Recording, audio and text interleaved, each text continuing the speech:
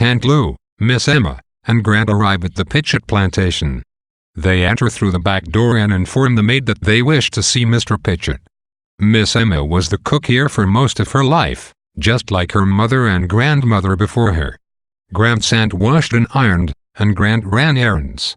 When he left for college, he vowed never to enter this place through the back door again. After some delay, Henry Pitchett and Louis Rugen enter the kitchen. Miss Emma asks Pitchett to convince his brother-in-law to allow Grant to visit the prison and educate Jefferson. Pitchett hesitates, and Miss Emma reminds him of all the years she spent working for his family.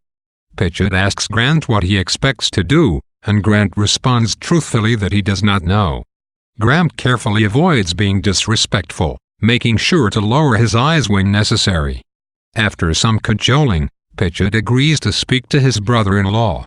After dropping off Miss Emma, Grant informs his aunt that he will eat in town, which insults her. He drives to Bayonne.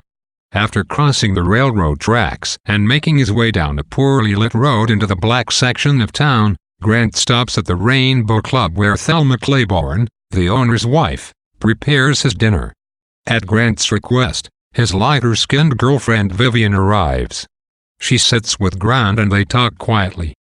He offers to take her and her children far away from the town, but she considers the idea unrealistic and threatens to leave the bar if he continues to speak about it. She asks him why he has not left town for good, and he replies that he wants to be with her. She calls him a liar, because he once left the town to stay with his parents in California. When Vivian asks him why he returned, Grant avoids the question.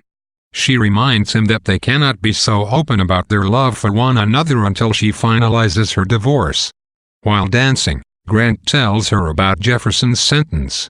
Angry and afraid, Grant wonders if he can teach Jefferson how to die when Grant himself doesn't know how to live. The next morning, Grant returns to the plantation school where he teaches black children through the 6th grade. His school is in the church, and his desk is a table normally devoted to the Sunday collection. Grant teaches only 5.5 months out of the year, because his students work in the fields the rest of the time. In a foul mood, Grant punishes his students for the slightest offenses, though they try to avoid upsetting him. After a few hours, he steps outside and surveys the homes near his school. He knows many details about the troubled lives of their inhabitants. When he returns to his classroom, he finds a student playing with an insect. He sneaks up behind the young boy and slaps him hard across the back of the head with his ruler. Furious, Grant finds himself telling the class about the task Miss Emma has set for him. He explains how Jefferson will die and says he must make Jefferson into a man, which is exactly what he is trying to do with them. Toward the end of class, a small man enters the church and informs Grant that Mr. Henry Pitchett wishes to see him.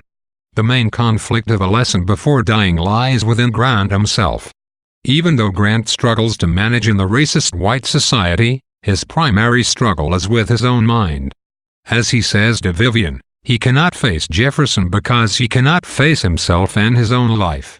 Vivian exposes Grant's conflicted nature by bringing up the fact that he left the South in the past but eventually returned. Grant feels repulsed by the environment in which he grew up, but somehow he cannot bring himself to leave. Despite his statement that Vivian's presence is the reason that he remains in Bayonne, Vivian knows that there are larger issues at play here. The novel shows that Grant's pride and self-centered qualities prevent him from truly appreciating the people with whom he lives. When he finally learns how to view his family and friends positively, he becomes able to live in the South with strength and courage. Undoubtedly, however, Grant is not completely responsible for his inability to overcome his inner conflict. Life in the South during the time of Jim Crow segregation was harrowing for blacks, and Grant's vacillation between cynical confidence and despair results from his daily struggle against the forces of racism. Here, Gaines paints Grant's visit to Henry Pitchett as a humiliating experience. Grant, Aunt Lou, and Miss Emma have to enter Pitchett's house through the servants' entrance in the back and then must wait awkwardly until Pitchett deigns to see them. They talk to Pitchett as servants to master, careful to appear respectful and able to appeal only to his sense of duty and generosity for help. Moreover, As Pitchett oppresses blacks by making them serve and beg, the town of Bayonne oppresses them by segregating them to the back of the town. White families own the plantations and fields, and black families work them. White men run the jails, and black men rot in them. White women bear white children, and black women care for them. Gaines shows that the blacks are not only segregated, but they receive meager resources, such as electricity. The road to the black section of town is noticeably darker than the main streets with streetlights. The inequities of racism also divide blacks from each other. Although Grant is inextricably bound to Tante Lou and Miss Emma, he is also distanced from them. He feels pressured by Tante Lou to conform to the racist expectations of the whites. He drives the women to Pitchett's, yet he cannot stand living as they do, constantly submitting to white authority. He refuses Tante Lou's food in order to show his resentment and disapproval of her behavior. Grant feels both a connection to and a detachment from his pupils.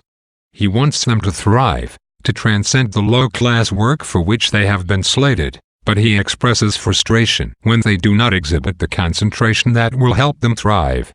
To the extent that he wants his students to succeed and identifies with their plight, Grant is on their side. Just as his aunt angers him, however, his students anger him. He deals with them harshly, punishing them for tiny offenses and making them afraid. Although he cares for them, he frequently seems disgusted by them and convinced that they cannot make anything of themselves.